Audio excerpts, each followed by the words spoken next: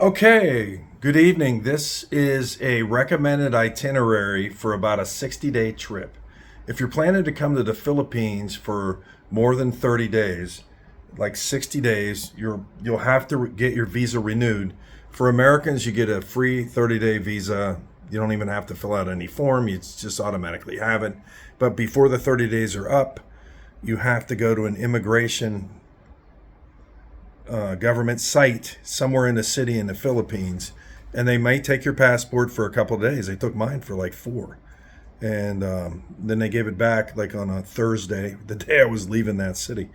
That's one thing you need to know. If you're going to stay longer than 30 days, you got to renew your visa and pay some pesos for it, and you get another 28 days. And before 28 days are up, you need to do a 2 month or whatever. You've got to do that if you're going to take a 60-day trip. But here's a recommended, if you're curious about how to travel the Philippines, my recommendation, if you have up to 60 days or less than that, can you squeeze in a visit to all three major regions: Luzon, Visayas, and Mindanao? So if you're going to fly into Manila, which is a part of Luzon province, I would go to Makati or BGC or both and spend some days there, visit some interesting places that you want to go to. Then I would take a bus up to, which are high quality buses, a direct nonstop route to Baguio, and get refreshed in the evening. It's 60 degrees. You can visit specific things that interest you there. You can check it out when you get there. There's things to do. And then I would go from Baguio to a bus to Clark Airport South and have a flight to Palawan, which is still considered Luzon, but to me, it's almost like Visayas, all right? It's an island type of thing. Visayas are filled with islands. Luzon is one big landmass north from below Manila and up. But Palawan's off to the side, below Manila, down very far. It's 2 islands, typically 2 main islands. One's Coron Island, and then there's El Nido. But in El Nido, there's a Coron town, I think. Don't get that confused. There's a Coron Island up above, and then there's a waterway. Then there's El Nido and the rest of Palawan. They're both considered Palawan.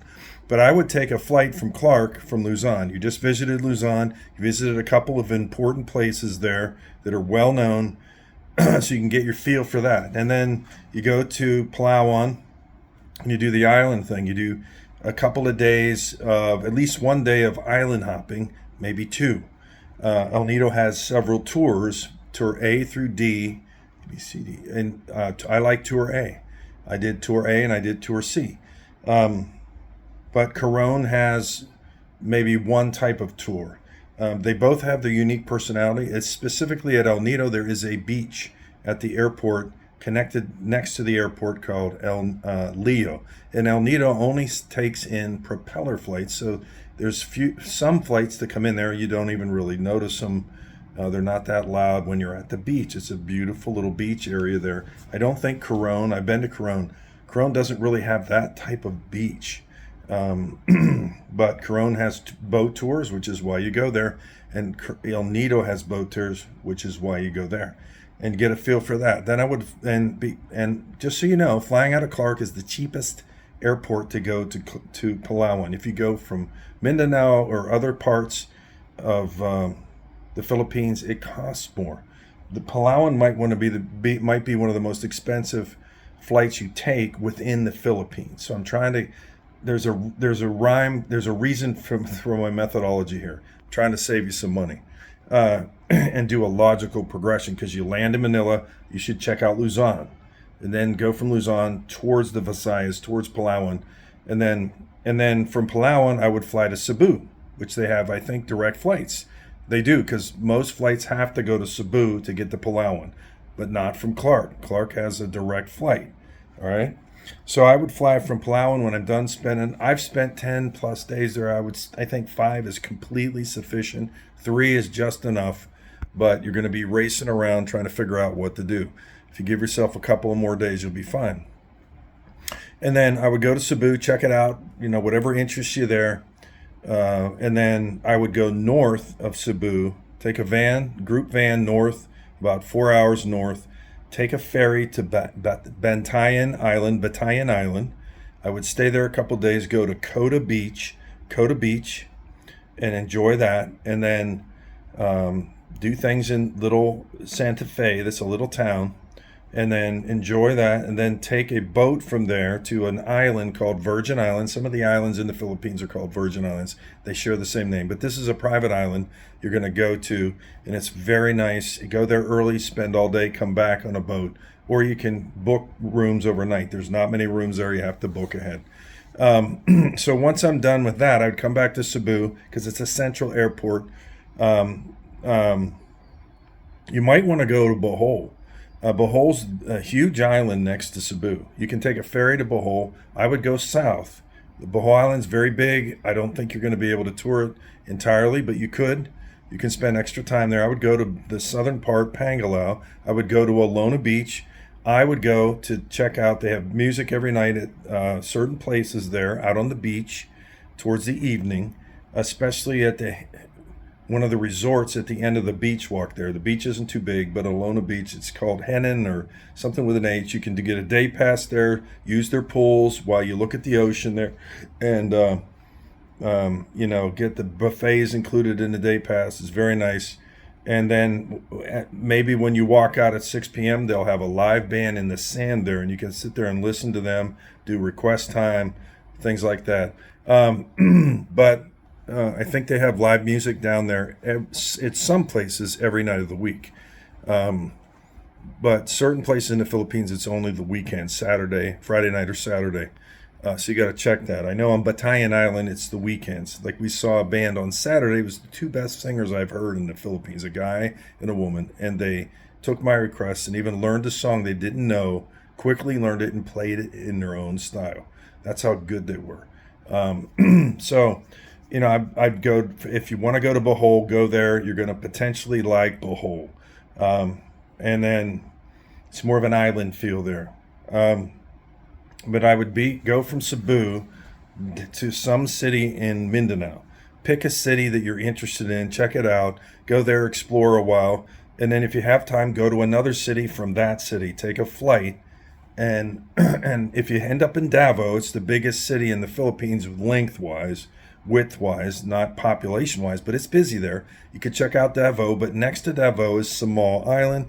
They don't really have a bridge there yet, so you have to take a little ferry, and then or a boat, a native boat, and you can check out the island. And specifically, you could check out Paradise Island Resort. You can get a day pass there and spend all day. They have a band at 11:30 a.m. before noon every day.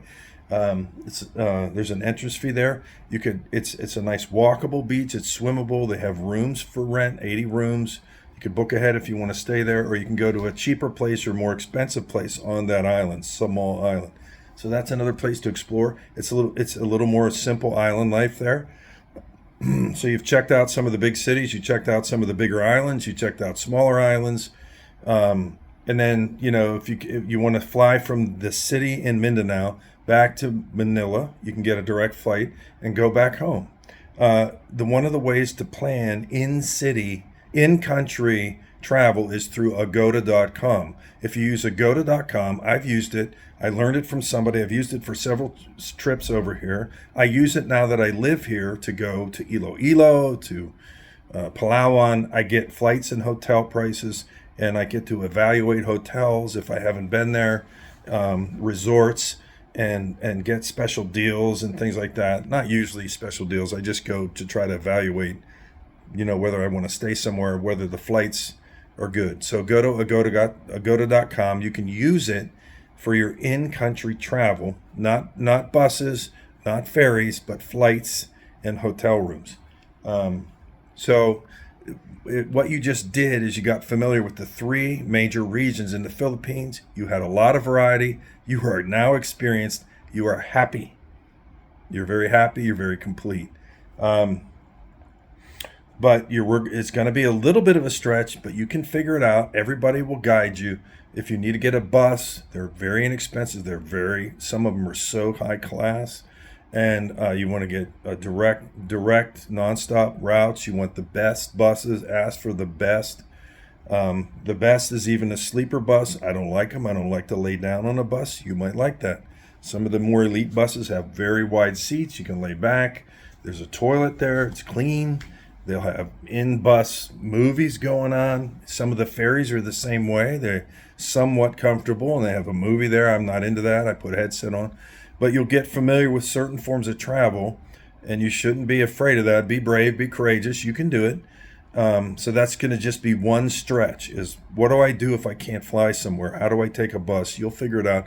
You got to ask the right people, ask at the hotel, and make sure you write it down, get help. And that way you'll be able to travel in ways that you didn't know you could. And you'll be able to complete your trip in a successful way. So I hope that helps. I did that. I sort of did that. Part of that kind of a trip 1 year, and I had over 30 days, maybe 35, 40 days, and might be able to do all that in that amount of time. But your issue is you're going to have to renew your visa or you're going to have a problem. You need to renew your visa before 30 days are up, and if you stay another 28 days, within 28 days, you need to renew it again. Then you're good if you're going to get out of the country in 60 plus days. But again, they might take your visa or your passport. They might take your passport to hold it a couple days for whatever reason. It has nothing to do with you necessarily. And you'll just have to wait and stay there to get it back when they tell you to come in. You need to keep all your paperwork regarding your visas. You need to keep that. That would be the only glitch you could potentially have. So, and be flexible with your schedule. If you book some hotels that aren't too pricey, but they're rated really good, you could afford to lose that non-refundable. It could be refundable. You can get refundable rooms. You could try to do that. It's another way to hedge if you want to hedge costs. I don't. I do typically non-refundable rooms because I get great hotels, but I don't get the most expensive ones, so it doesn't hurt me that bad because in the Philippines, you can't stay safe. You have to stay brave. If there's a typhoon, they will cancel flights, and you need to park it there and just be flexible and be patient. So if you can build in flexibility in your mind, in your heart, when you come over here and adjust your schedule, you'll be happier. You'll be more content because it can be a little tricky with the storms over here. 1 year I was here, I was in within 30 days, I was in 3 typhoons. It changed my plans 3 times, but I was on a flexible schedule. I didn't have an agenda, didn't feel like I needed to accomplish anything, so I stayed an extra 2 days here, an extra 3 here, an extra 5 over here. All right, and it didn't mess up my trip, and it was good. So I hope this helps in helping you plan if you're open-minded and you want to plan a trip in the Philippines. I hope you have a great trip and everything works out very well for you and you're very happy.